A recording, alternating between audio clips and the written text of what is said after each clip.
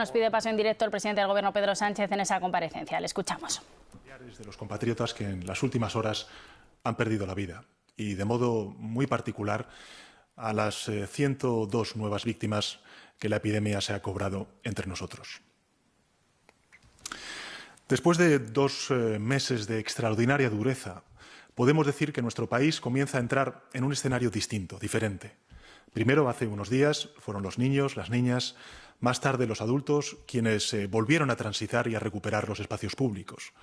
Y desde esta semana, más de la mitad de nuestras ciudades y pueblos han recuperado parte de su vitalidad y han visto abrir muchos comercios, terrazas, mientras otras lo harán desde este próximo lunes, dentro de 2 días. Y lo más importante, los hospitales que han ido recuperando su ritmo ordinario y han podido reanudar la atención a los enfermos, a las enfermas de otras dolencias, de otras patologías, a la vez que atienden a los pacientes de la epidemia del COVID, a quienes todos deseamos que se restablezcan cuanto antes y pasen a engrosar el grupo de más de 145.000 compatriotas que han superado ya la enfermedad. Esos avances, que sin duda alguna continúan siendo insuficientes, son enormes si tenemos en cuenta el punto de partida. Hace 2 meses, es decir, hace muy poco tiempo, el virus se propagaba a un ritmo del 35% diario. El 35% diario. Es decir, cada persona contagiada transmitía la enfermedad a más de 3 personas. Es lo que los expertos, los epidemiólogos, el doctor Simón ha venido diciendo durante estas últimas semanas, el índice de reproducción del virus. Hoy, ese índice de reproducción del virus es inferior en nuestro país a 1.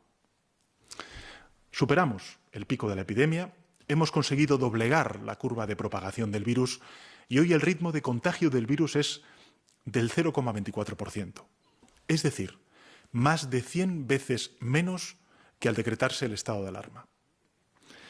Naturalmente, esos avances no han caído del cielo. Han sido fruto de un sacrificio enorme del conjunto de la sociedad española que a lo largo de estas semanas ha actuado con sacrificio, con disciplina social y, sin duda alguna, con moral de victoria. Ese sacrificio se ha plasmado, lógicamente, en el confinamiento que hemos vivido y que estamos viviendo aún a día de hoy. Hemos visto limitados algunos de nuestros derechos, pero no por capricho, sino porque teníamos que contener la epidemia. Necesitábamos limitar el contacto social para evitar que las personas contagiadas, muchas de ellas sin síntomas, contagiaran a personas sanas. Y necesitábamos también limitar el derecho a la circulación, el derecho a la libre reunión, para evitar que las personas contagiadas, muy concentradas, como hemos visto en algunas zonas de nuestro país, difundieran el virus en territorios menos afectados. Precisamente, esta semana se han dado a conocer los resultados de la primera fase, de la primera oleada del estudio de seroprevalencia que ha coordinado el Ministerio de Sanidad, con la participación también del Ministerio de Ciencia y la participación conjunta del Instituto Carlos III. Y que se ha realizado, y esto quiero también subrayarlo, con la colaboración inestimable de las comunidades autónomas. Este estudio, que yo me atrevo a decir es uno de los más ambiciosos de Europa hasta la fecha, arroja 3 datos capitales de enorme valor que me gustaría compartir con ustedes. El primero es que la infección ha afectado de modo muy desigual a los distintos territorios.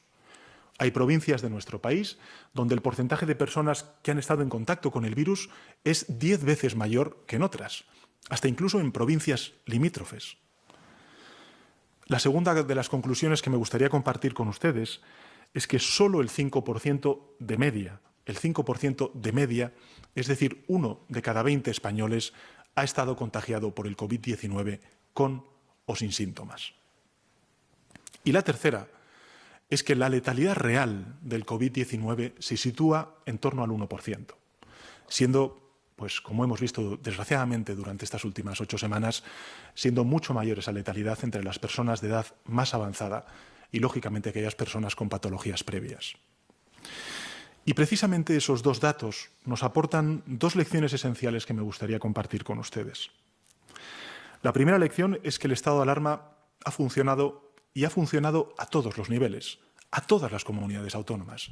Se han beneficiado las zonas con más infecciones, donde los contagios, lo estamos viendo durante estas últimas semanas, han caído, Y se han beneficiado también las zonas con menos afectación, porque no han llegado infecciones desde fuera de esos territorios. Y junto a esta primera lección, hay una segunda lección que me gustaría también compartir. Y es que el camino que estamos siguiendo desde el principio de la epidemia es el único posible. La prudencia, tantas veces subrayada por parte de las autoridades sanitarias, la cautela, tanto colectiva como individual, la seguridad, también colectiva como individual, es la única guía de actuación para vencer al virus. Recordarán, hace ya unas semanas, que al principio de la emergencia sanitaria hubo quienes dijeron que una posible solución sería permitir que el virus circulara libremente hasta que se alcanzara lo que han llamado los expertos y epidemiólogos la inmunidad de grupo, la inmunidad de rebaño, que supone que entre el 60 y un 70% de la población se infecta, queda inmunizada y, en consecuencia, el virus deja de circular. Es cierto que hubo países que iniciaron esa vía y que tuvieron que dar marcha atrás al ver las consecuencias tan graves que podía derivar de ello. Hoy sabemos que si hubiésemos seguido ese camino en nuestro país, la infección podría haber alcanzado a más de 30 millones de compatriotas. 30 millones de compatriotas.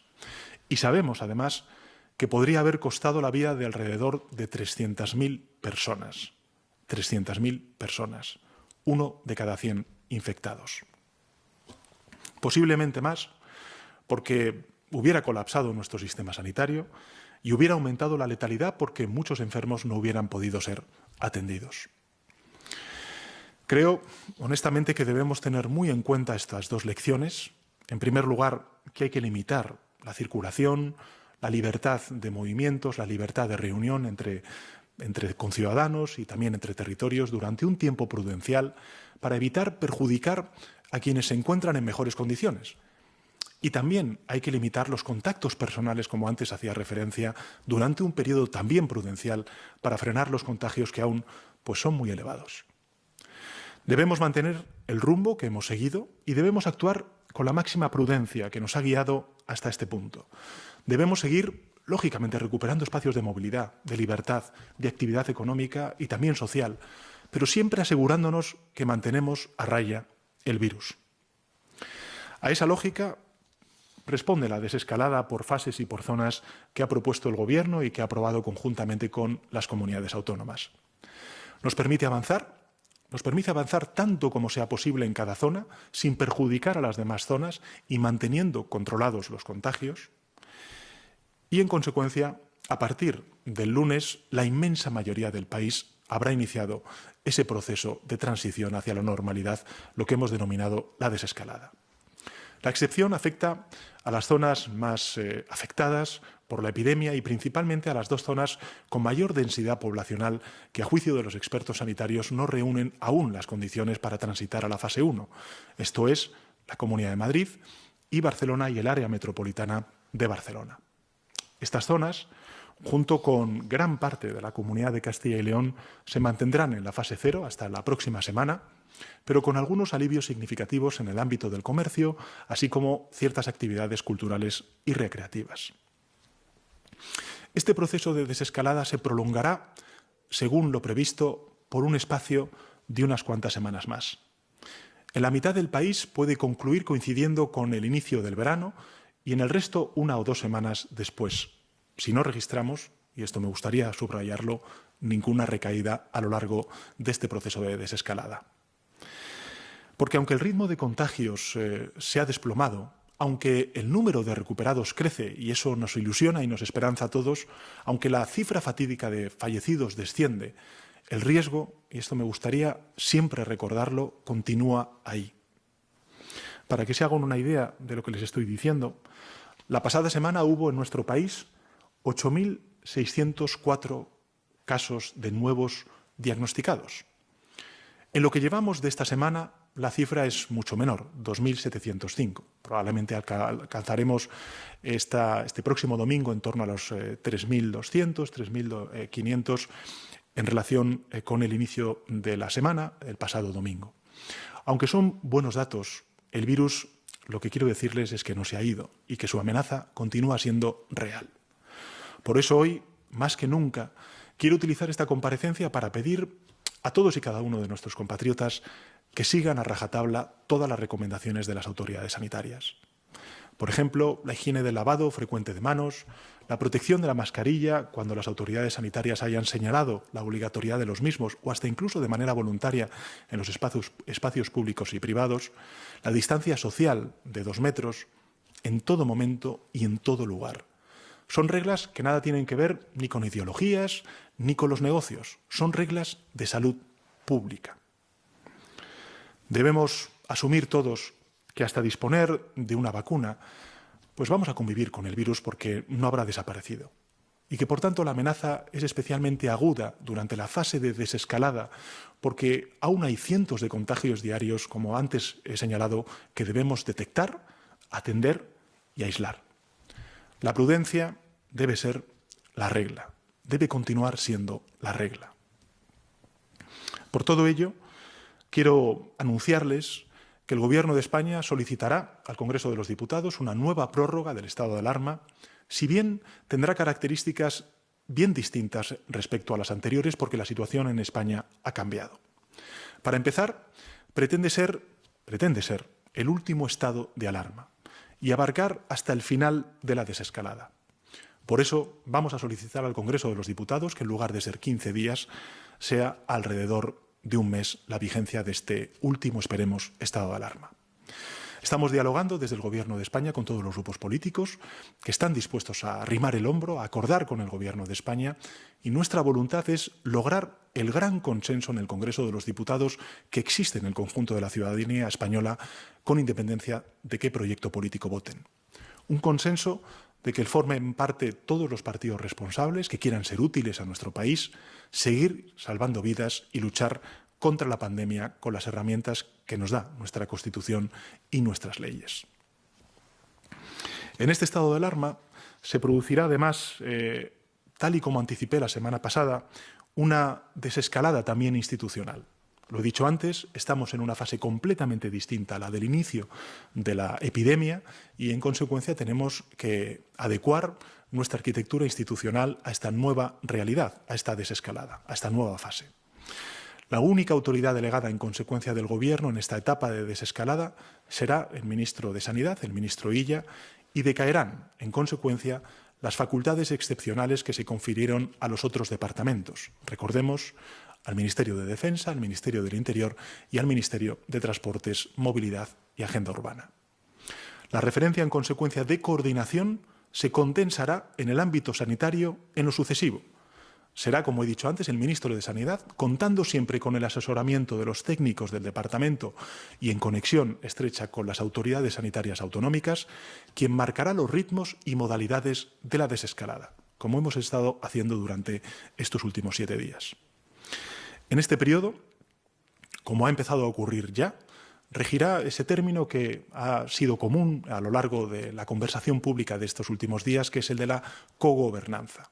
Es decir, las comunidades autónomas, que quiero además subrayar, están haciendo un extraordinario papel, una extraordinaria labor, y que siempre han mantenido su plena capacidad de gestión de las competencias sanitarias, irán recuperando su plena capacidad de decisión.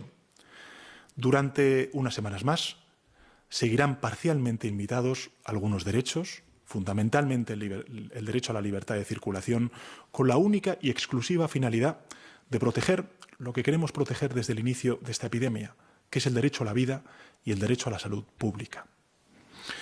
Todos los restantes derechos y libertades personales siguen intactos y, por supuesto, están plenamente vigentes todos los sistemas de control democrático de la acción del Poder Ejecutivo, desde el Poder Legislativo, que sesiona y sesionará con regularidad, hasta la libertad de expresión y de prensa y, por supuesto, el control judicial.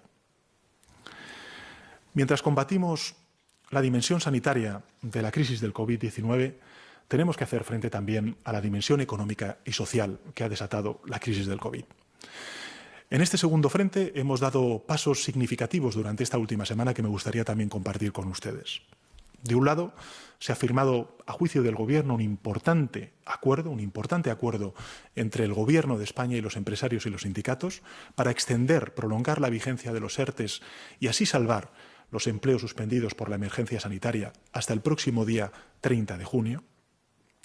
Y de otro lado, ha iniciado sus trabajos la Comisión Parlamentaria para la Reconstrucción Económica y Social. Ese camino, el camino por el cual ha venido abogando el Gobierno de España desde el inicio de la pandemia, el camino de la unidad, del acuerdo y de la búsqueda de soluciones, es el único camino posible.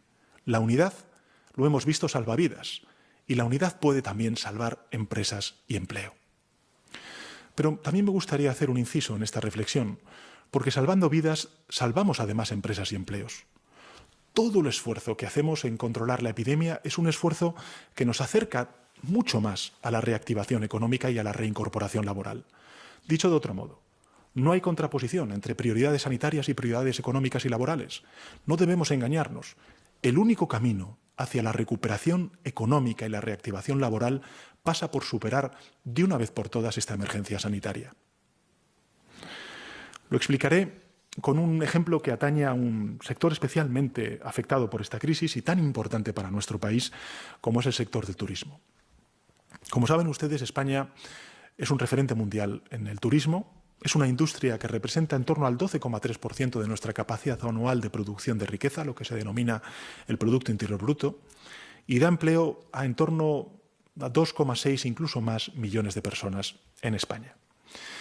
En buena medida, este sector depende de los más de 80 millones de visitantes que recibimos cada año desde fuera de nuestras fronteras. España, en consecuencia, necesita el turismo. Y sin turismo no podrá hablarse de una reactivación económica con rotundidad, con absoluta propiedad. España necesita, como he dicho antes, el turismo, pero el turismo necesita seguridad. El turismo necesita garantías de salud. Las personas que nos visitan atraídos por nuestros paisajes, nuestras playas, nuestras montañas, nuestra cultura, nuestra hospitalidad, nuestra gastronomía, nos visitarán si tienen la seguridad de que viajan a destinos seguros, controlados.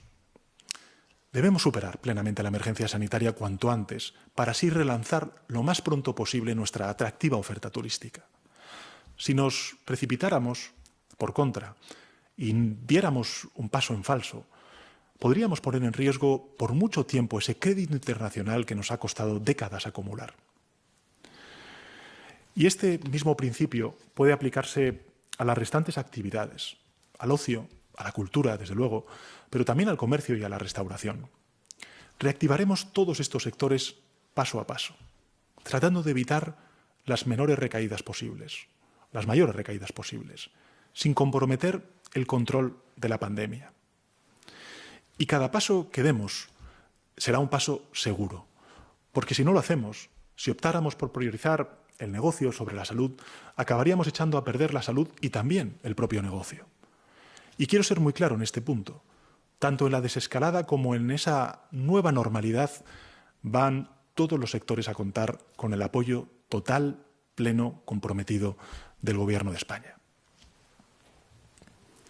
Tenemos que reanudar toda la actividad económica cuanto antes, pero con plena atención a la salud.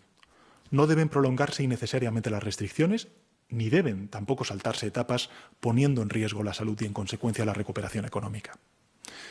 Estamos, como he dicho al principio de mi alocución, en el único camino posible. Por más que sea un camino duro, azaroso, muy esforzado por parte del conjunto de la ciudadanía española. Hemos de recorrerlo juntos, sin dejar a nadie atrás. Y es seguro, estoy convencido de que lo vamos a conseguir. Durante estas largas semanas, muy largas semanas, todos los representantes institucionales hemos iniciado nuestras intervenciones con el recuerdo emocionado a las víctimas mortales de esta epidemia. No los vamos a olvidar nunca. No pertenecen en consecuencia a ese pasado que queremos superar, sino que son parte imprescindible del futuro que ahora vamos a empezar a construir entre todos. Quisiera que, cuando recordemos a las 27.561 personas, compatriotas, a los que la enfermedad ha arrancado de nosotros, intentemos responder a una sencilla pregunta. ¿Qué esperarían ellos y ellas de nosotros? ¿Qué nos pedirían que hiciéramos? ¿Qué nos pedirían ellos y ellas para nuestro país, para España? Lógicamente nada nos devolverá la presencia de quienes se han ido, pero sí podemos hacer que sigan presentes en nuestros actos, en nuestros pensamientos, en nuestras palabras, como lo estarán en el gran homenaje público que pronto les podremos tributar. Podemos convertirnos en el reflejo de todo lo bueno y digno que representaban ellos y ellas y mantenerlo vivo para siempre. La historia de España del último medio siglo es la historia del triunfo del entendimiento frente a la ruina del enfrentamiento y la división. Muchos de los que nos han dejado estas semanas lo sabían de primera mano y mejor que nadie como consecuencia de su edad. Confiemos, como hicieron ellas y ellos, en nuestras capacidades como sociedad. Seamos dignos de su memoria. Está en nuestras manos. Ese y no otro puede ser, a mi juicio y sin duda, el mejor y más hermoso homenaje que les hagamos. Gracias. Muchas gracias, presidente. Comenzamos con el turno de preguntas en un grupo de medios y periodistas en el que hoy participan la cadena SER, Capital Madrid, El Español, Cambio 16, Televisión Española, Mercados.es, El Periódico, Berliner Zeitung, El Economista y El Diario del Puerto. A todos ellos les rogamos que tengan los canales de sonido preparados, que digan su nombre, si sois tan amables al intervenir, también la ponderación y la cortesía con el resto de los participantes a la hora de formular las preguntas. Interviene inicialmente, si están ya todos preparados, la cadena SER. Adelante. Buenas tardes, presidente. Soy Nieves Goicoechea de la cadena SER. Quería hacerle varias preguntas en relación a la apertura de fronteras y a raíz de lo que acaba de decir, de que hay que proteger al turismo, pero también siendo un país seguro. ¿Cuál es la propuesta española? ¿Qué fecha sugiere el Gobierno para minimizar el daño en el sector del turismo de nuestro país para abrir fronteras? ¿Se plantea medidas, por ejemplo, de ayuda directa como lo ha anunciado Italia? Eso por un lado. En relación a la economía, presidente, el vicepresidente Pablo Iglesias insistió en 2 ocasiones en estos días en la necesidad de aprobar lo que él ha llamado un impuesto para los ricos, para aquellas personas con un patrimonio superior al 1.000.000 de euros, incluida la primera vivienda. La ministra de Hacienda ha dicho que quizás no era la medida más adecuada, que habían otras fórmulas para hacer, no esta, sino otras fórmulas.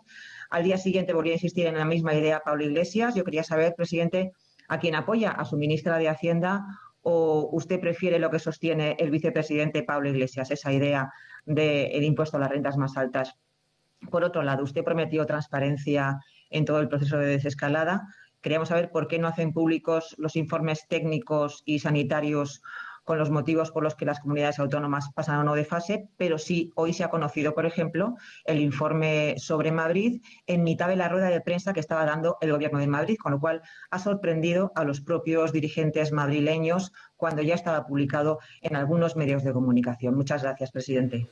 Muchas gracias, Nieves, por sus preguntas. En primer lugar, en relación con la apertura de fronteras, lo que hemos hecho, la decisión que hemos tomado de cuarentenar no solamente a los turistas o extranjeros que vengan a nuestro país, sino también a los propios, digamos, compatriotas españoles que se repatrian de otras partes del mundo, obedece a, efectivamente, la necesidad de prudencia, de precaución a lo largo de estas semanas que tenemos de desescalada, donde efectivamente ya los ciudadanos empiezan a salir de ese confinamiento prolongado que hemos tenido a lo largo de estas últimas semanas y, en consecuencia, tenemos que extremar las precauciones en cuanto a la propagación del virus a través de esa limitación de movimientos y, lógicamente, también de libertad de reunión. En segundo lugar, decirle que el Gobierno de España, desde luego, ha participado en las recomendaciones que ha elaborado la Comisión Europea.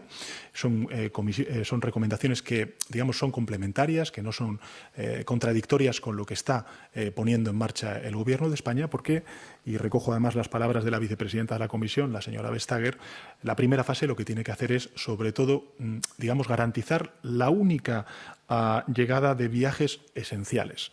Y a partir de las siguientes fases, lo que tenemos que garantizar es que la movilidad entre países tengan, pues, con una situación epidemiológica similar, pues estén vinculadas o en función a criterios sanitarios, epidemiológicos y de contención. Y quería leerlo precisamente para que estuvieran claras cuál es la aproximación de la Comisión Europea y cuál es la aproximación del Gobierno de España. En ese sentido, el sector turístico, a lo largo de estas últimas semanas, hemos estado hablando con ellos. Creo, como he dicho antes, que hemos puesto en marcha una política muy importante, novedosa respecto a crisis anteriores, que es el prolongar los expedientes de regulación temporal de empleo hasta el próximo 30 de junio, abrir una comisión tripartita entre el Gobierno de España y también los sectores, o mejor dicho, la patronal y los sindicatos, para ver cuáles son los sectores afectados y que tengamos que prolongar más allá del 30 de junio. Y, lógicamente, querría darle algunos datos que me parecen interesantes para que se vea cuál es el grado de apoyo inédito a lo largo de estos últimos 40 años que está dando el Gobierno de España. Y quiero ser muy rápido porque tampoco quiero extenderme en la respuesta. Para que se haga una idea, el grado de protección a través de los expedientes de regulación temporal de empleo y de prestación por cese de actividad a trabajadores y a trabajadoras autónomos ha sido especialmente destacado en algunas actividades turísticas, como por ejemplo el de la hostelería, donde el 82% de los trabajadores afiliados están dentro de alguna de las dos medidas, es decir, de la prestación por cese de actividad a los trabajadores autónomos o la protección por el expediente de regulación temporal de empleo, que, insisto, se va a ver prolongado hasta el próximo 30 de junio. Superando en consecuencia el 1,1 millones de ocupados en protección. Pero si contamos a ello los trabajadores con acceso a prestación por desempleo, el nivel de protección que está dando ahora mismo el Gobierno de España supera el 93% de los que estaban afiliados a 12 de marzo, es decir, 12 días antes del decreto del estado de alarma.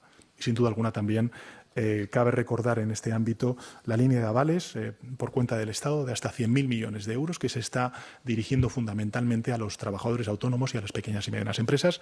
Y estoy además en disposición de decirle que una nueva línea de 20.000 millones de euros aprobaremos en el próximo Consejo de Ministros del próximo martes. En relación con la propuesta fiscal que ha planteado el vicepresidente segundo, decirle que el Gobierno de España en esto es absolutamente transparente. Yo me presenté a una investidura con un acuerdo de gobierno entre el Partido Socialista Obrero Español y Unidas Podemos. Y en ese acuerdo de investidura están las medidas que vamos a poner en marcha. Esta es una medida que, lógicamente, ha planteado Unidas Podemos en el seno de la Comisión Parlamentaria de Reconstrucción Social y Económica, y es ahí donde tendrá que debatirse y sustanciarse por parte de los grupos parlamentarios. Pero, insisto, el programa de gobierno es la hoja de ruta y yo creo que además con mayor vigencia, con mayor actualidad como consecuencia de la pandemia. ¿Por qué? Porque hablamos efectivamente de esa justicia fiscal, hablamos también de esa justicia social, de reforzar los pilares del estado del bienestar y hablamos también de algunas de las cuestiones que tenemos que sacar adelante si queremos que el crecimiento sea sostenido y haya una creación de empleo, digamos, digna. Y es precisamente la transición ecológica, también la digitalización y, lógicamente, la reindustrialización de nuestro país, sobre todo en aquellos sectores afectados por la crisis del COVID-19. Y en este asunto me gustaría hacer una reflexión que hice en el Congreso de los Diputados y que me gustaría compartir con el conjunto de la ciudadanía. Esta crisis, a diferencia de la crisis de 2008, no está afectando a sectores poco competitivos, poco eficientes.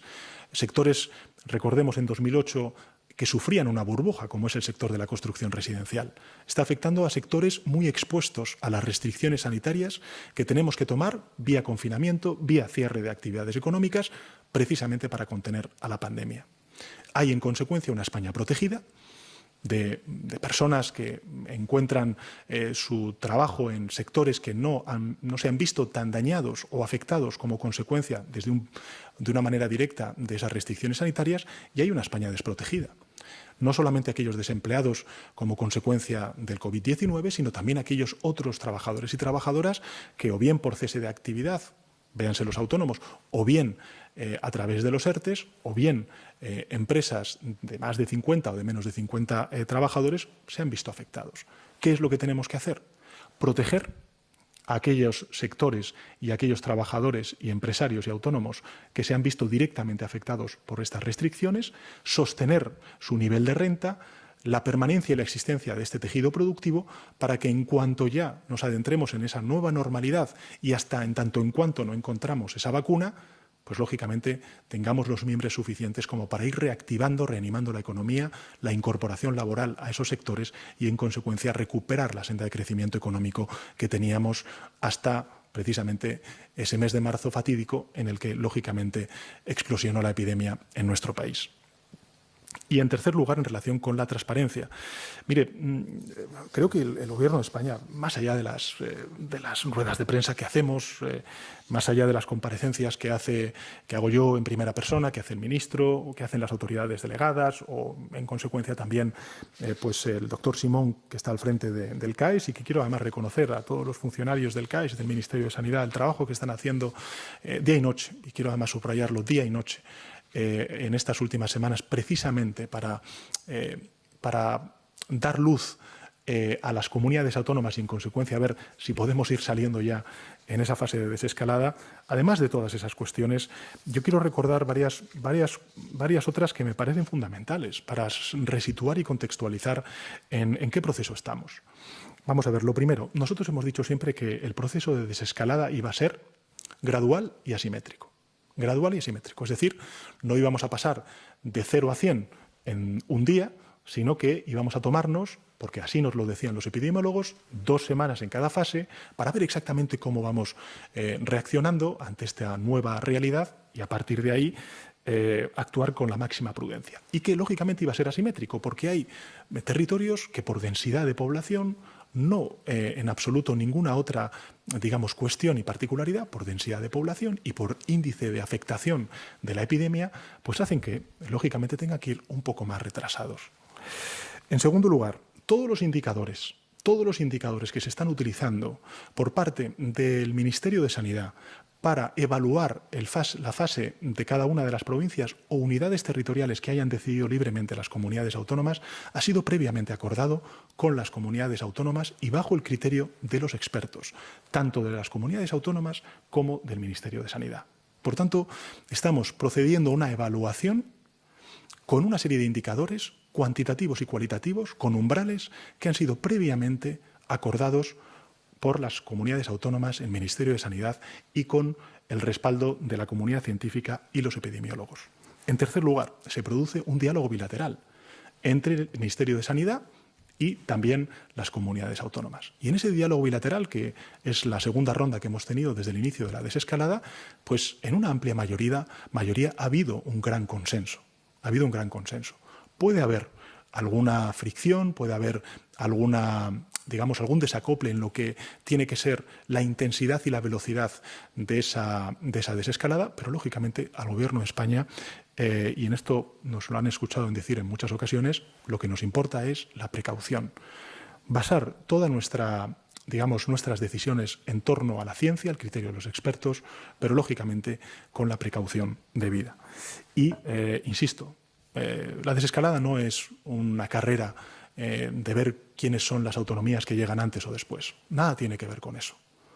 Tiene que ser la prudencia, el criterio de los expertos y la ciencia quien alumbre las decisiones que estamos caminando. Y creo que además es importante trasladarlo así, porque estamos en un horizonte de esperanza. Hay muchísima gente esperanzada con los datos que hemos conocido hoy, con los datos que estamos viendo. Creo que pecar algo más de prudencia, de precaución, creo que para todos es pues de sentido común, es racional, es lo que conecta además con la emoción de muchísimos ciudadanos que aún a día de hoy prefieren quedarse en casa porque están asustados en relación con esta epidemia, y vamos paso a paso. Cuando Madrid, como otras comunidades autónomas, he dicho antes, Barcelona y el área metropolitana o también la práctica totalidad de Castilla y León estén en condiciones de pasar a la fase 1, no le quepa duda de que el Gobierno de España será también, lógicamente, quien lo valide y quien lo certifique y lo respalde. Pero insisto en una cosa fundamental. En la lucha frente al virus, el Gobierno de España pelea en el mismo equipo que el conjunto de gobiernos autonómicos y municipales. En el mismo, que es el de defender la salud pública, el de salvar vidas y el de reactivar nuestra economía y el de reincorporar a cuantos más trabajadores en cada una de las fases mejor. Pero tenemos que hacerlo con extremada prudencia porque efectivamente nos estamos enfrentando a algo desconocido y si hay que pecar de algo, pequemos entre todos de prudencia y de precaución. Vamos a por el siguiente turno de preguntas. Quedan 9 todavía. Capital Madrid pregunta, adelante. Sí, hola, buenas tardes o buenos días, señor presidente. 2 cuestiones muy concretas sobre economía y siguiendo también con impuestos, pero no para los ricos o los patrimonios más altos. ¿Barajan algún impuesto especial a la banca? Porque uno de los grandes bancos españoles ya ha advertido, o por lo menos ha mostrado su temor ante la SEC, ante el supervisor de Estados Unidos. Y luego, siguiendo también con el sector bancario, parece que los grandes bancos ya tienen bastante engrasado todo el mecanismo de las líneas ICO. Parece que quieren la liberación de los 40.000 millones que restan de los que habían anunciado en un principio. Gracias. Bueno, muchas gracias por sus preguntas. En relación con la primera pregunta, no sé muy bien a qué se refiere con que ha habido bancos que en la SEC estadounidense han planteado esto. Insisto, en relación con el ámbito fiscal y otros ámbitos está el acuerdo de gobierno, es público y esa es la hoja de ruta que va a mantener y a continuar el Gobierno de España durante los próximos 4 años. Y en segundo lugar, en relación con esta cuestión de las líneas ICO, efectivamente, como he dicho antes, en el próximo Consejo de Ministros vamos a articular y a proceder a esa tercera línea de otros 20.000 millones de euros, ya serían en torno a 80.000 millones de euros si las cifras no me bailan, que el Gobierno de España, que el Estado va a prestar a través de garantías de liquidez a las pequeñas y medianas empresas y a los trabajadores autónomos. Insisto, la práctica totalidad, más de un 90% a día de hoy de lo ejecutado, está dirigiéndose a las pequeñas y medianas empresas y a los trabajadores autónomos. Y como siempre digo en mis comparecencias, le pido al sector financiero que sea lo suficientemente dinámico y ágil para que esas líneas de liquidez lleguen sobre todo a quienes los más lo necesitan, que son los trabajadores autónomos y las pequeñas y medianas empresas. Pregunta ahora el Español. Adelante. Hola, buenos días, presidente. Alberto Prieto del Español. Dice usted que quiere un estado de alarma de alrededor de un mes, si no le he tomado mal las notas. ¿Eso es que hasta el 30 de junio, cuando acaba la desescalada de la mitad del país, si todo va bien, o lo vincula usted a que toda España acabe su desescalada, lo que nos pondría en mediados de julio? ¿O acaso prevé usted mantener en estado de alarma solo a las comunidades que no avancen? Y también tendríamos un estado de alarma simétrico. Por otro lado, ya ha explicado usted hasta la saciedad los argumentos y los porqués, pero déjame que le haga una pregunta de sí o no, por favor. Una pregunta de sí o no que exigen tanto la presidenta madrileña Ayuso del PP como el presidente valenciano Puig del PSOE. ¿Van a hacer públicos los informes? Y por último, hemos publicado en El Español que su gobierno prevé no recurrir al MEDE, que ofrece más de 20.000 millones de euros con una casi nula condicionalidad y a un interés bastante más bajo que el del mercado, que es un ahorro de 2.000 millones si España recurriera al total de sus posibilidades. El otro día usted no contestó al líder de la oposición, a Pablo Casado, en el Congreso sobre si va a acudir al rescate. ¿Tiene usted previsto acudir al rescate del MEDE, sí o no? Gracias. Muchas gracias, Alberto, por sus preguntas. En fin, usted puede plantearlas como un sí o no y yo, pues lógicamente, podré responderlas como creo que puedo responderlas. Me refiero para atenerme al contenido de sus preguntas. En relación con el estado de alarma, vamos a ver, lo he dicho al principio de mi intervención y yo creo que además esto es sinónimo de que estamos en una etapa de esperanza, de ilusión que se está viendo por parte de muchísimos ciudadanos que están recuperando sus espacios, su cotidianidad, sus relaciones, siempre salvaguardando pues todo aquello que nos dicen las autoridades sanitarias, del distanciamiento, del uso de la mascarilla, en fin, de todas las cuestiones que ya conocemos y que diariamente nos recuerda, en este caso, el doctor Simón, ¿no? Pero efectivamente el estado de alarma tiene que cambiar, porque estamos en una fase de desescalada y no de contención como teníamos al principio. Por tanto, no tiene ningún sentido que tengamos 4 autoridades delegadas, es decir, el Ministerio del Interior, el Ministerio de Defensa, el Ministerio de Transportes, Movilidad y Agenda Urbana y el Ministerio de Sanidad. Y, por tanto, lo que vamos a hacer es condensar toda esa, digamos, autoridad delegada en quien tiene ahora mismo que pilotar esa desescalada junto con las comunidades autónomas, que es el Ministerio de Sanidad. En segundo lugar, el principio de cogobernanza, junto con el Ministerio de Sanidad. Es decir, ese diálogo bilateral, ese encuentro bilateral que tiene el Gobierno, la autoridad sanitaria en este caso, con cada una de las comunidades autónomas. En tercer lugar, es importantísimo continuar con el estado de alarma. Es fundamental continuar con el estado de alarma.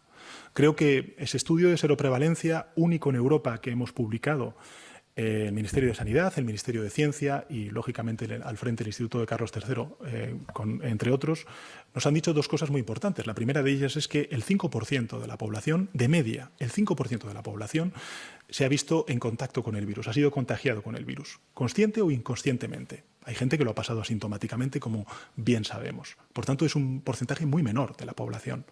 Y, en consecuencia, estamos todavía en un escenario de vulnerabilidad en los territorios en los que ha impactado de manera mucho más contundente y, sobre todo, en aquellos territorios en los que no ha impactado de manera tan contundente. Por eso es fundamental en la desescalada mantener el estado de alarma. Y es fundamental porque necesitamos seguir restringiendo la movilidad. Lo que no tendría ningún sentido es que un ciudadano de Madrid, que está en fase 0, por ejemplo, pueda ir a su segunda residencia a Murcia o a cualquier parte de Andalucía. En consecuencia, necesitamos seguir restringiendo esa movilidad y necesitamos también seguir restringiendo la libertad de reunión, porque creo que es importante el mantener esas, como he dicho antes, distancias de seguridad que nos indican las autoridades sanitarias. Esto, lógicamente, está ligado a lo que usted ha dicho antes del horizonte temporal de la desescalada. El Gobierno de España ha planteado siempre esas 6 semanas. Llevaríamos ya en torno a 1 semana y media, 2 semanas. Por tanto, tendríamos un horizonte de 4 semanas. Pero, insisto, va a depender mucho de la evolución de la epidemia. No va a depender del criterio político del Gobierno de España. A nosotros, si me apura, le diría que cuanto antes levantemos el estado de alarma, mejor, porque significará que hemos vencido definitivamente al virus. Pero no depende única y exclusivamente de un criterio político. Dependerá de la disciplina social, dependerá del grado de unidad institucional que despleguemos durante estas próximas semanas y dependerá también, lógicamente, de que antepongamos los criterios de sanidad pública, de salud pública y de salvar vidas a otra serie de criterios. Y, en consecuencia, el horizonte que nosotros vamos a plantear a los grupos parlamentarios pues es aproximadamente de 1 mes. ¿Eso significará que no podamos levantar el estado de alarma de algunos de los territorios? No. Si es asimétrico con todas las consecuencias. Y habrá a lo mejor territorios que pasan a la nueva normalidad pues en un horizonte temporal incluso inferior a esos 4 semanas y, por tanto, el Gobierno de España no tiene ningún interés en que se sigan limitando esas restricciones de movilidad y de libertad de reunión en esos territorios. Sola y exclusivamente por criterios epidemiológicos y sanitarios en aquellos territorios en los que inevitablemente tengamos que actuar con esta herramienta constitucional. Y por eso pido a todos los grupos parlamentarios el que arrimen el hombro. Todo el conjunto de la ciudadanía española apoya, sea de manera, votando a un partido político o a otro, teniendo y defendiendo un proyecto ideológico u otro, apoya el que ahora mismo la única herramienta que tiene el Gobierno de España para poder hacer frente a esta epidemia es el estado de alarma, que durante estas últimas semanas hemos visto ha funcionado muy bien, extraordinariamente bien. Por tanto, creo que la responsabilidad, y es a la que abogo, y también a la generosidad y al sentido de Estado, y al momento crítico que vive nuestro país, como vive también el conjunto de la humanidad, apelo a esa responsabilidad para que los grupos parlamentarios puedan apoyar la prórroga de ese estado de alarma. Esperemos que sea el último. Desde luego, en nuestro ámbito, en nuestro horizonte, es el último. Y, además, quiero decir que a lo largo de las próximas semanas hablaremos con los grupos parlamentarios, como estamos haciendo ya, para ver cómo, una vez entrados en esa nueva normalidad, podemos gobernar esto con modificaciones, esta epidemia con modificaciones legislativas que ya no necesiten de esa restricción de movilidad para poder seguir manteniendo a raya al virus hasta que encontremos esa vacuna. En relación con el sí o el no, pues, mire, yo en relación con el rescate, yo creo que, si me permite, no formularía la pregunta así.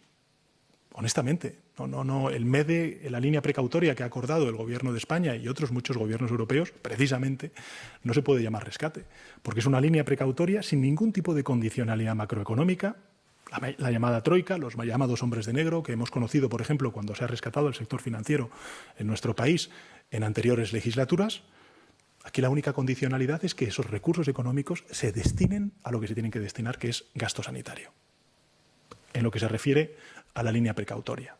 En segundo lugar, si habla del SUR, del programa de Fondo de Reaseguro de Desempleo, el Gobierno de España lo ha pedido y lo ha defendido desde el primer momento. Es más, tengo que decirle, creo que el Gobierno de España ha sido uno de los principales impulsores de ese Fondo de Reaseguro por el desempleo. Y además podrían implicar miles de millones de euros para que España pudiera seguir financiando y sosteniendo esos expedientes de regulación temporal de empleo. Por tanto, creo que, en fin, la pregunta no es, entiendo el marco que quieren incorporar alguno de si es un rescate o no es un rescate. No, rescate hubo al sector financiero. Hoy, estas líneas que se están poniendo en marcha, afortunadamente y bajo el impulso también del Gobierno de España, nada tienen que ver con rescates. Tienen que ver con líneas precautorias, con una condicionalidad vinculada a la crisis del COVID-19, que no solamente es sanitaria, sino también social y laboral y económica, como estamos viendo, y en consecuencia el Gobierno de España, si tiene necesidad de utilizarlas, las utilizará. Y desde luego ya le adelanto que lo que está vinculado con el SUR, con el Fondo de Reaseguro por el Desempleo, lo vamos a pedir porque lógicamente queremos seguir financiando los expedientes de regulación temporal de empleo en nuestro país. Vamos con un cambio de 16. Adelante. Buenas tardes, presidente. Soy Juan Emilio Ballesteros. Se ha referido al principio de su intervención a Julio Anguita, a quien seguramente recordaremos como el político que jamás negociaba sus principios. ¿Qué glosa puede hacer de esta actitud política en un momento en el que los principios parecen ceder paso a insultos, a la descalificación, a esa dialéctica entre economía y sanidad que alimenta el discurso del agravio comparativo? Por otra parte, quería que me respondiera, existen informes de la Guardia Civil que alertan sobre posibles desórdenes o incidentes de orden público a tenor de la extensión de la protesta de las cacerolas a la calle o a tenor también pues el crecimiento de esas colas del hambre que estamos viendo. ¿Cómo afronta el Gobierno este riesgo? Y por último, presidente, la prensa agoniza, la prensa escrita, con miles de trabajadores pues, en medio de ERTES y con medios muy precarios. Desde hace más de un mes se adelantó que se iba a negociar ayudas, se iban a adelantar ayudas o anunciar ayudas para el sector. Hay empresas que ya no aguantan más. ¿Qué se va a hacer en este sentido? Gracias. Entiendo, Juan Emilio, que cuando se refiere a las empresas, se refiere a las empresas del sector de turismo o en general.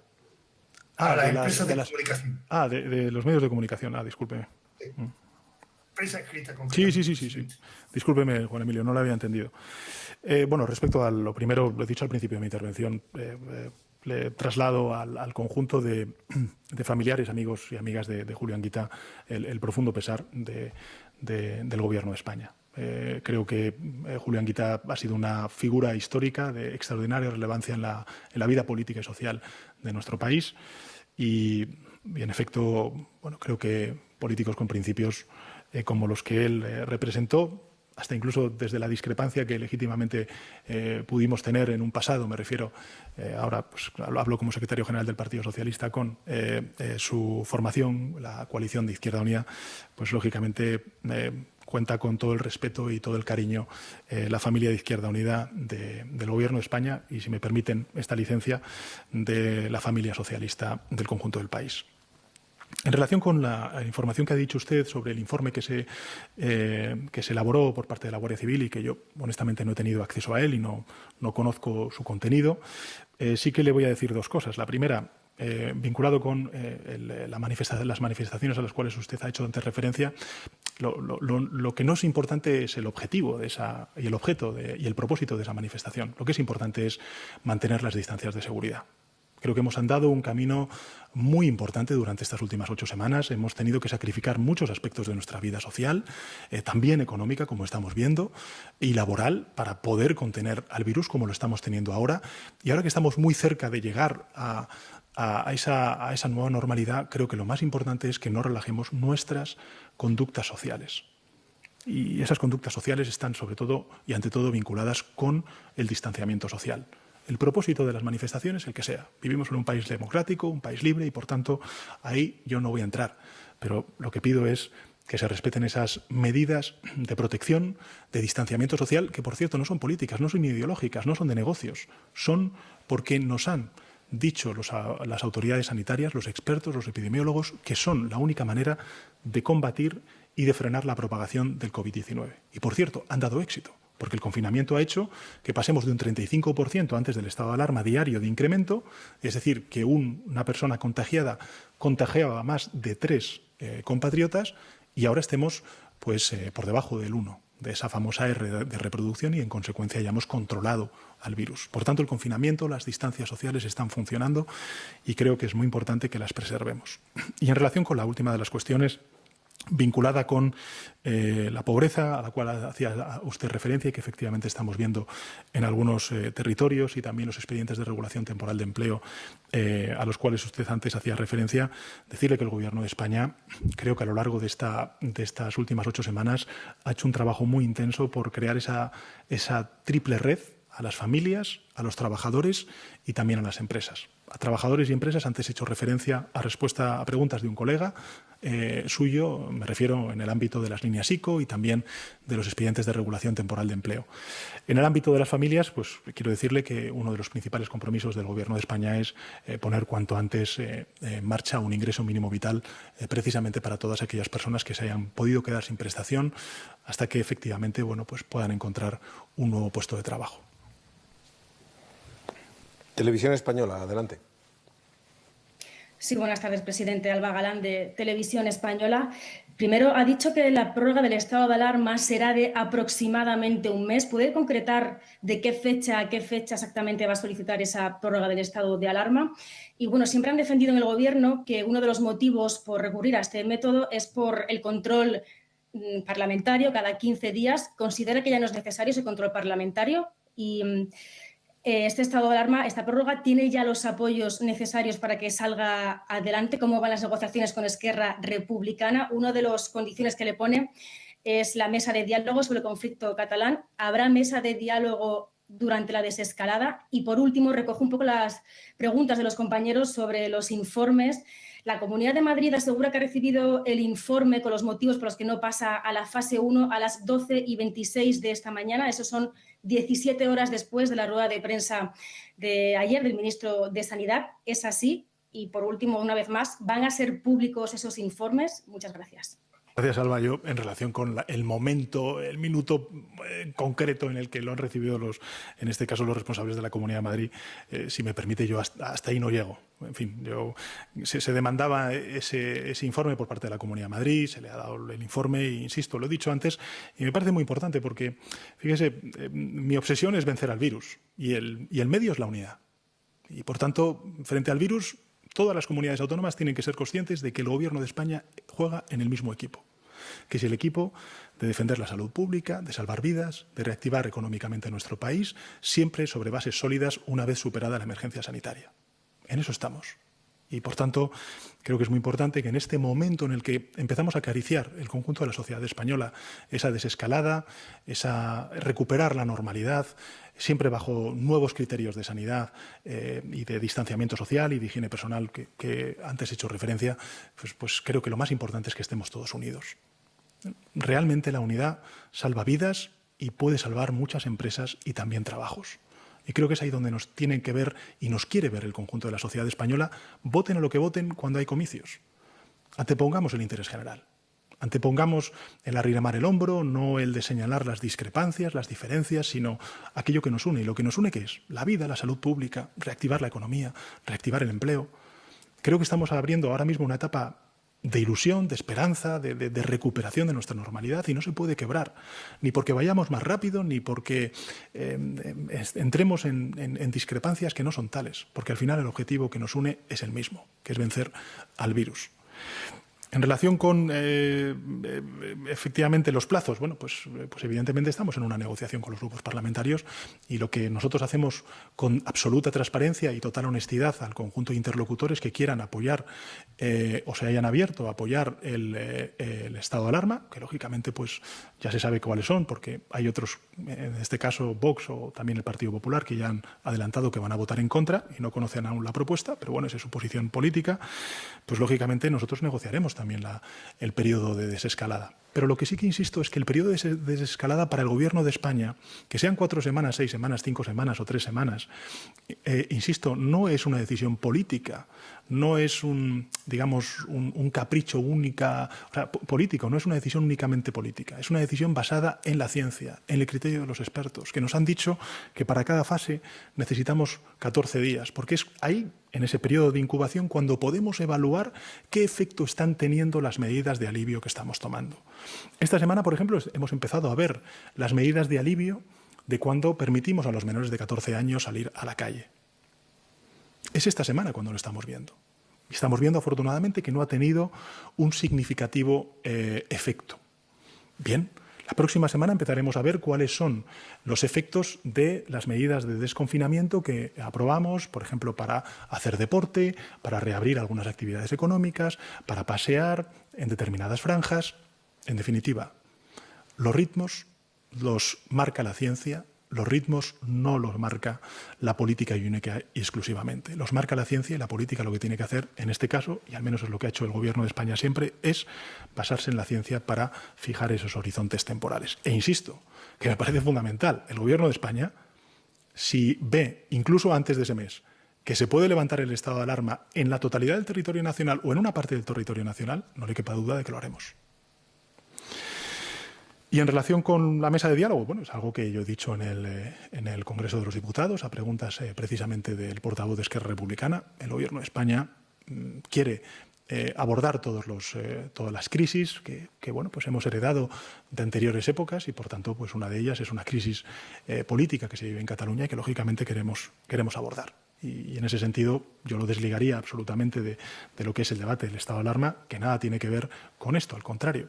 Tiene que ver, como he dicho en muchas ocasiones y me han excusado ustedes, con la necesidad de contar con el único instrumento constitucional y desarrollado mediante una ley orgánica en el año 81 para poder limitar y restringir la movilidad y la libertad de reunión. Y creo que con esto pues, he respondido, secretario de Estado, a las preguntas de Radio y Televisión Española. De Alba Galán. Sí, vamos a mercados.es. Adelante. Hola, buenos días. Raúl Massa, de mercados.es. Acaba de comentar usted hace unos momentos que ha habido sectores muy expuestos. Uno de ellos es la automoción y en concreto hay países que ya han activado ayudas directas para este sector. No sé si España es uno de ellos, sobre todo cuando tenemos ahora el reciente ejemplo de Nissan, que ya habla de deslocalizar su fábrica, y si asimismo temen que haya otro tipo de industrias que saquen de nuestro país los negocios. Por otra parte, esta semana un miembro de su ejecutiva ha dicho que el turismo es un sector de bajo valor añadido. Atendiendo a las palabras que también acaba de decir usted sobre la importancia a la economía nacional de este sector, no sé si tiene que hacer algún tipo de matización al respecto. Muchas gracias. Muchas gracias, Raúl, por sus preguntas. En relación con la última de las cuestiones, creo que el propio ministro de Consumo ha precisado sus palabras en el día de ayer. También ayer pues, le preguntaron al ministro de Sanidad. En fin, creo que el Gobierno de España, fíjese, no solamente por las políticas, sino también por la decisión de crear un ministerio específico sobre industria, comercio y turismo, demuestra el compromiso del Gobierno con estos sectores tan importantes como motores de crecimiento económico y también de creación de empleo. Y tengo que decirle además también que en relación con el sector de la automoción, con los cuales estamos en permanente interlocución, el caso de Nissan es específico porque viene atravesando, digamos, un cierto horizonte no claro, ¿no? de cuál es la decisión que va a tomar la corporación, pero estamos en interlocución también, lógicamente, con ellos. Lo que le quiero decir es que el Gobierno de España va a apoyar al sector de la automoción sin lugar a dudas, y de hecho estamos liderando junto con otros países a nivel europeo, pues el que podamos plantear políticas, junto también al sector turístico y otros sectores muy afectados, pues políticas de ayuda, de recursos públicos europeas que puedan beneficiar al sostenimiento y a la transformación del sector de la automoción. Pregunta ahora el periódico. Adelante. Presidente, Miguel Ángel Rodríguez, del periódico de Cataluña. Yo le quería hacer una primera pregunta sobre el turismo y estas restricciones de 15 días que se han impuesto a todos los viajeros que lleguen desde el extranjero.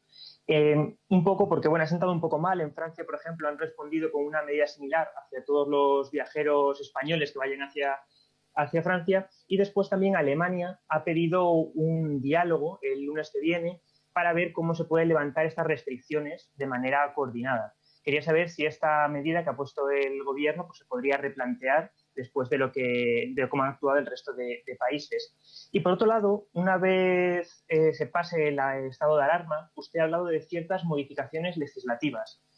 Una de ellas, por ejemplo, de las que se ha estado hablando, ha sido la Ley de Medidas Especiales de Salud Pública, pero para poder reformarla se necesitaría una mayoría absoluta en el Congreso de los Diputados. Quería saber si estas negociaciones han empezado ya, porque también sería necesario, por ejemplo, el apoyo del Partido Popular.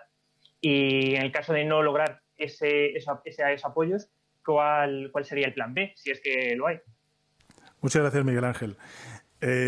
Vamos a ver, en relación con la primera de las cuestiones en cuanto a la cuarentena. Lo he explicado, creo recordar que ha sido la colega suya de la cadena SER, a Nieves Goicoechea. Nosotros lo que estamos haciendo es, primero, asumir las recomendaciones de la Comisión Europea. En segundo lugar, ser conscientes de que estamos en una fase de desescalada y que, por tanto, tenemos que extremar las medidas de precaución. Insisto, son medidas de precaución, en este caso de cuarentena, que no solamente se están planteando para aquellos extranjeros que vengan a España, sino también para aquellos compatriotas que vuelven, que regresan a nuestro país. ¿Por qué? Porque estamos en un momento en el que no hay un confinamiento. Antes lo recordaba. Están por encima de la mitad de la población española la que ya está, digamos, disfrutando de medidas de alivio, de reactivación económica y, por tanto, de movilidad, aunque sea interprovincial. Y, evidentemente, eso, pues, lógicamente, aumenta, multiplica las posibilidades de que si vienen, en este caso extranjeros, sin esa debida precaución, pues lógicamente podría extenderse el virus como se extendió en el pasado. En segundo lugar, nosotros hemos tenido una interlocución con Francia en todo momento. Yo tuve la ocasión también de poder intercambiarme mensajes, en este caso con el presidente Macron, y entiendo perfectamente esa medida de reciprocidad. Desde luego, desde nuestro punto de vista, no tiene ningún otro significado. Es más, quiero recordar que con algunos países, lógicamente limítrofes, como es Portugal o como es Francia, hay excepciones a esta regla de la cuarentena. Por ejemplo, para los trabajadores y trabajadoras transfronterizos. Por ejemplo, también, como hay libertad de mercancías, pues para aquellas personas que vengan aquí a España o quieran transitar a Portugal, lógicamente esos trabajadores también pueden entrar en nuestro territorio sin necesidad de hacer esa cuarentena. Es decir, hay excepciones ya previamente contempladas y acordadas, en este caso, con el gobierno francés y con el gobierno también portugués. Pero evidentemente necesitábamos, en este proceso de desescalada, en esa línea de precaución y contando lógicamente con lo que nos han dicho las autoridades sanitarias, pues extremar esa precaución. He de recordarle además que Alemania también aplica medidas de cuarentena. No es solamente España y otros países, también Alemania lo practica a determinados países, a otros no. Pero en todo caso, nosotros no solamente vamos a esa reunión como invitados, sino que además hemos liderado esa petición de que, lógicamente, como un país donde el 12,3% de nuestra capacidad de riqueza anual, el PIB, pues está vinculado con el sector turístico, lo que queremos es cuanto antes dar una solución común del conjunto de la Unión Europea para que podamos tener, esperemos muy pronto, turistas extranjeros bajo la absoluta certeza de que efectivamente pues no sufren contagios, que puedan disfrutar, como he dicho en mi primera intervención, de nuestras playas, de nuestro paisaje, en definitiva, de nuestro país. Y en relación con las medidas legislativas, en fin, creo que lo importante es ser conscientes de que aún necesitamos, porque la realidad epidemiológica, y lo estamos viendo además hasta incluso en el debate público, entre distintos territorios no es la misma, que por tanto tenemos que sacar varias lecciones y una de ellas es que el estado de alarma funciona, que tenemos que acabar el proceso de desescalada, que nosotros contemplamos que sea durante el próximo mes hasta el mes de julio y, lógicamente, nos daría también el tiempo necesario para hablar con los grupos parlamentarios y modificar algunas de las leyes, una de las cuales usted ha hecho referencia, para poder gobernar esta situación ya sin el estado de alarma, ya sin necesidad de restringir la movilidad entre españoles, porque ya la realidad epidemiológica será la misma, es decir, controlado absolutamente el virus en todos y cada uno de los puntos de nuestro país y, en consecuencia, podremos utilizar otros mecanismos de gobernanza, de cogobernanza, liderados en este caso por el Ministerio de Sanidad. Son debates, el que usted me plantea, de si se va a apoyar por parte de un grupo parlamentario u otro, me parecen prematuros y, por tanto, no puedo darle una respuesta a esa última cuestión. Pregunta ahora el diario alemán Berliner Zeitung. Hola, buenas tardes, presidente. Soy Martin Dahms, de Berliner Zeitung. Me imagino que son tiempos difíciles, más difíciles que nunca para tomar decisiones, porque tenemos una realidad cambiante todos los días, tenemos conocimientos cambiantes todos los días. Usted se tiene que basar en lo que le dicen expertos, usted los menciona muchas veces. Yo me estoy preguntando, entre estos expertos tiene que haber discusiones, debates, incluso peleas. ¿Se están levantando actas de estas reuniones para que algún día, si no ahora en la prensa, por lo menos algún día en los libros de historias, sabremos cómo estamos llegando a las decisiones que ustedes están tomando en estos días? Gracias. Muchas gracias, Martín, por su pregunta y le agradezco también la empatía, ¿no? Efectivamente, estamos tomando todos los gobernantes decisiones muy difíciles, no solamente a nivel nacional, sino también autonómico, y por eso yo me empatizo y lógicamente, me pongo también en la piel de quienes ahora mismo están, lógicamente, pues son los competentes en el caso de España, como es también en Alemania, los competentes en la política sanitaria, que son las comunidades autónomas, y por tanto empatizo también con el nivel de responsabilidad que ellas tienen y me siento además parte de ese nivel de responsabilidad. Por tanto, gracias, porque efectivamente las decisiones que tenemos que tomar son extraordinariamente complejas y difíciles. Sí decirle que en todos y cada uno de los comités técnicos de seguimiento de desescalada, previamente antes de la desescalada, también en las reuniones del comité científico que se reúne una vez a la semana y en el que yo tengo el honor de también poder participar y escuchar a gente que sabe mucho de estos temas y, por tanto, no solamente participo de esa toma de decisiones, sino también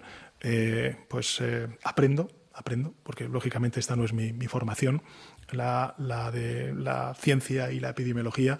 Sí tengo que decirle que tomamos lógicamente nota de todo, se levantan actas y lógicamente pues serán públicas, porque el Gobierno siempre ha primado la transparencia informativa, como venimos haciendo desde el principio de la epidemia. Esta es una epidemia en la que todos estamos aprendiendo, el conjunto de la sociedad, los actores políticos, incluso también los propios científicos y expertos, porque, como han dicho en muchas ocasiones, nos estamos enfrentando a un virus desconocido. Y, por tanto, pues todos tenemos que ir con mucha prudencia, con mucha precaución, con humildad, escuchando a aquellos que realmente pueden darnos luz en el camino que tenemos que transitar, pero desde el punto de vista de la política, pues eso, apelando a la unidad que es tan necesaria en nuestro país y a la transparencia. Y lógicamente se están levantando actas de todas esas reuniones a las cuales usted antes hacía referencia.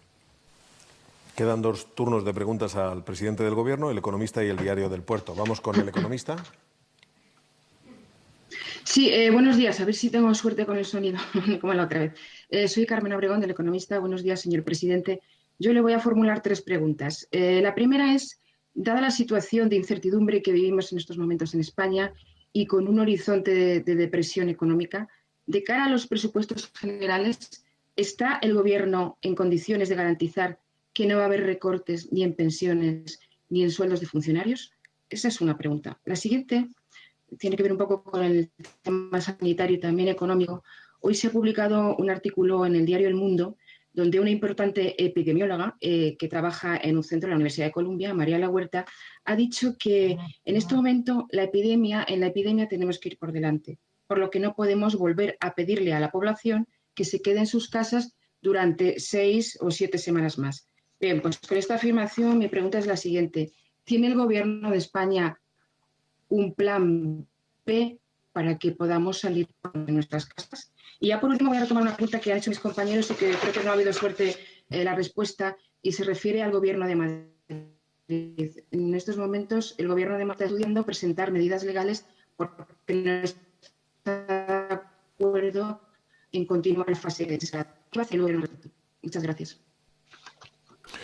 Yo creo, Carmen, que he podido entender, y creo que también los telespectadores, las preguntas que ha hecho. En relación con la primera de las preguntas, pues la incertidumbre en España y en el conjunto de Europa y en el mundo. Se están viendo por parte de los distintos organismos internacionales y nacionales y europeos también cuál es la caída de actividad, cuál va a ser efectivamente las consecuencias en términos de PIB, de desempleo, de déficit, de deuda pública. En definitiva, creo que todavía estamos en una fase muy prematura. Me refiero para elaborar presupuestos, pero el compromiso del Gobierno de España, lo he dicho antes, es no dejar a nadie atrás y también sostener con políticas de renta, como estamos haciendo, por ejemplo, en los ERTEs o las prestaciones por cese de actividad o, por ejemplo, con esas garantías de liquidez, pues a ese tejido productivo para que en el momento en el que podamos ya reactivar decisivamente nuestra economía, pues puedan retomar el pulso, el crecimiento económico que teníamos antes de que explosionara esta pandemia en nuestro país y en el conjunto del continente europeo. Y en relación con la segunda de las preguntas, no he leído el artículo y, por tanto, no puedo tampoco compartir con usted las reflexiones y decirle que, desde el punto de vista del Gobierno, lo he dicho en mi primera locución, no hay una contraposición entre salud y empleo o actividad económica. Al contrario, no puede haber recuperación económica si no superamos definitivamente la emergencia sanitaria. y en eso está el Gobierno de España, en superar definitivamente la emergencia sanitaria, en hacer una desescalada por fases donde vamos paulatinamente reabriendo actividad económica y, en consecuencia, mientras estamos reabriendo esa actividad económica, proteger a todos aquellos trabajadores y aquellas empresas que se han visto forzadas a cerrar para que vayan abriendo o reabriendo su actividad y, en consecuencia, vayan reincorporando a esos trabajadores y, por tanto, vayan saliendo de esos expedientes de regulación temporal de empleo o también de las prestaciones por cese de actividad que disfrutan los autónomos. Incluso usted habrá visto que en algunos determinados sectores, por ejemplo, para la recogida de cosechas en algunos territorios de nuestro país, porque era una de las demandas que nos hacían presidentes y presidentas autonómicos, por ejemplo el de Extremadura o la de Navarra, pues lógicamente el poder combinar y conjugar prestaciones que existen como consecuencia de la crisis del COVID y también los ingresos que pudieran tener en el campo como consecuencia de su participación laboral en estas cosechas, ¿no? Por tanto, quiero decirle con esto que no queremos dejar a nadie atrás y, en segundo lugar, lo que queremos es sostener todo el tejido productivo para, en el momento en el que podamos recuperar la senda de crecimiento económico y de creación de empleo, una vez superada la emergencia sanitaria, pues retomemos la senda que teníamos hasta el mes de marzo, que estalló esta pandemia en nuestro país. Y en relación con la última de las cuestiones, insisto, el objetivo es vencer al virus, el método es la unidad social, la unidad política, la unidad institucional y, en consecuencia, el Gobierno de España estará siempre en la cooperación, en la colaboración y también, lógicamente, en la coordinación de todas las respuestas que podamos dar para vencer al virus. Finalizamos con el Diario del Puerto. Sí, buenas tardes, presidente. Soy Inma Peña, del Diario del Puerto. Hace unas semanas le preguntamos, precisamente en esta misma rueda de prensa, por las demandas del sector del transporte y la logística, en torno a la aprobación de un plan de impulso. Entonces, usted se comprometió a hablar con el ministro de Transporte y con su equipo económico. Mi pregunta va dirigida para saber si ha podido hablar con su equipo finalmente y, en ese caso, qué se ha hablado y qué decisión se ha tomado al respecto. Muchas gracias. Pues muchas gracias, Inma. Siento no poder responderle con la debida precisión. Sí que efectivamente hablé con el Ministerio de Transportes, de Movilidad y Agenda Urbana. Me consta que a lo largo de estas semanas, precisamente para el sector del transporte, se han habilitado determinadas facilidades en cuanto a la restauración, en cuanto también el uso de gasolineras, etcétera, y también, lógicamente, de alojamiento, pero entiendo que usted se refiere más a medidas que podamos tomar en el medio plazo. Y en eso está el Ministerio de Transportes hablando, lógicamente, con los sectores afectados. Presidente, muchas gracias. Gracias a ustedes.